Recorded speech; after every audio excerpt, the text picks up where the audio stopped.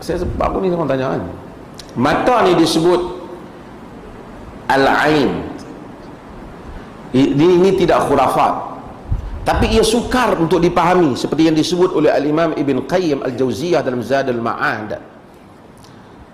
Manusia ni ada kala bila dia tengok satu benda dia kagum, boleh bagi kesan kepada orang tu. Orang tua-tua kita kata dulu macam mulut kelembai lah. Sebab tu orang tua-tua dulu dia pantang kalau orang tengok budak-budak badan sihat ke apa, amboi gemuk elok nak. Alhamdulillah sihat. Jangan mulut hang demam anak aku dia dah. Dulu orang dulu. Kenapa mereka kata macam tu? Sebab mereka ada pengalaman benda tu berlaku pada mereka. Dia panggil yang ni ain, evil eye. Ain ni maksud ditimpa oleh mata. Kena mata lah, bukan kena mata-mata. Kena mata-mata masuk balai. Kena, orang kata main kena mata. Di dalam hadis yang diriwayatkan oleh Imam At-Tirmidzi, Nabi SAW kata, al-ainul haqq law kana syai'un sabiqal qadar la sabaqathu al-ain fa idza istughsiltum faghsilu. Al-ain tu benar, kata Nabi. Jika ada sesuatu yang dapat memotong kadar Tuhan, nescaya ain dapat memotong kadar Tuhan. Tak ada apa yang boleh, tak ada benda yang boleh potong kadar. Tapi kalau ada, ain tu boleh potong. Sekali saya nak cerita ain tu macam mana, tuan-tuan dah dengar sebelum ni. Ya, sebahagian ni nak jawab yang tanya ni. Ain boleh potong. Kerana ain, kata Nabi, tudkhilur rajula ila qabrihi, memasukkan seseorang dalam kubur dia. Bahkan dalam riwayat sebut 1/3 yang masuk kubur tu kena ain. Kagum sangat, segak sungguh. Pergi pakai apa putih apa? Kan? Segak sungguh. Misalnya dia kagum. Ada orang yang dia kagum tak jadi apa? Dia ada nafsul khabithah. Orang ni yang mana dia ni pantang teguk, sebab kita baca pagi-pagi min syarri hasidin idza hasad dalam Al-Falaq. Kita minta jauh daripada hasad tu. Hasad tu sebahagian daripada jenis hasad itu ain itu, yang apabila dia tengok sesuatu, dia boleh menyebabkan berlaku mudarat kepada orang yang dia tengok dengan kagum. Sebab tu bila kita tengok, kita kena sebut subhanallah, tabarakallah. Di dalam riwayat Musnad Ahmad dan Muwatta Imam Malik disebut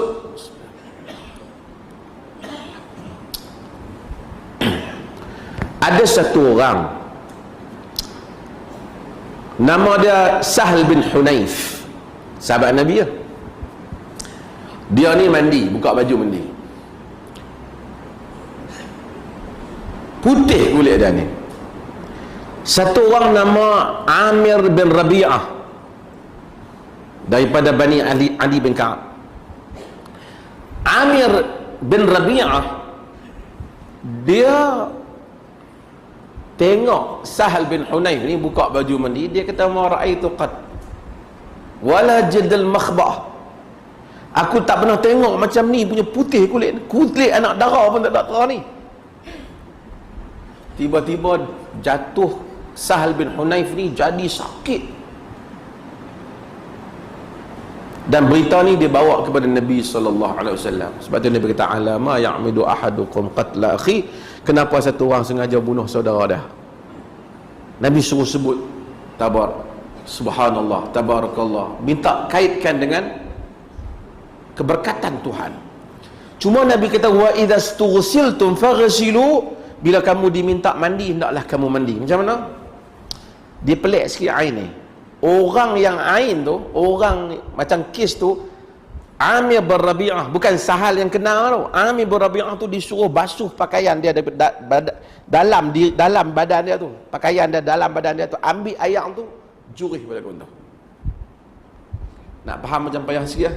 Tapi macam patutnya kawan hak kena tu ambil air pergi jurih pada kawan tu, baru kita rasa macam padan sikit. Dah lah dia kena jurih air kawan tu pula lagi sekali.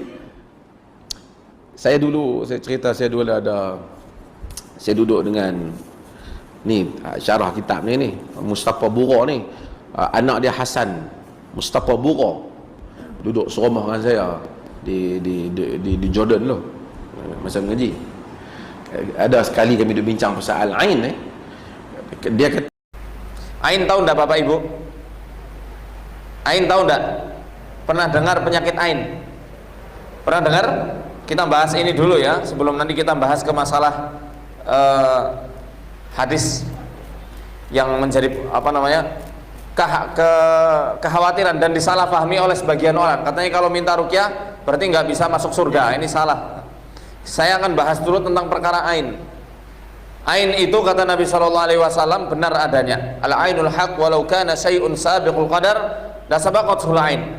Ain itu benar adanya. Kalau ada sesuatu yang dapat mendahului takdir, maka ainlah yang dapat mendahuluinya. Saking cepatnya pengaruh ain itu menyerang kepada seseorang. Bukan hanya orang, gedung juga bisa, laptop bisa, HP bisa, kendaraan bisa, semua bisa. Hewan juga demikian, bisa kena ain. Contoh, ketika jenengan punya HP baru, ya, ada temennya yang kagum, walaupun hanya dia mengatakan luar biasa. Hanya seperti itu, dengan kekaguman yang spontan, dia tidak mendoakan keberkahan pada Allah untuk saudaranya itu, HP-nya tiba-tiba bisa langsung ngehang, langsung rusak, bahkan jeblok. Demikian juga ada rumah baru dibangun, kemudian ada sahabatnya datang masuk ke situ, wah luar biasa, rumahnya bagus sekali, luas dan lain-lain, tanpa mengatakan barakallahu fiik, semoga Allah berkahi ya rumahnya. Gak mengatakan demikian, tiba-tiba rumahnya nanti bisa terjadi sesuatu, entah retak atau ambruk seperti yang kemarin viral. Itu bisa jadi kenain, bisa jadi karena rapuh pondasinya, atau tiba-tiba menjadi banyak sekali hewan-hewan yang keluar di dalam rumah itu, banyak semutnya, banyak belatungnya, banyak kecoanya. Itu juga bisa karena ain,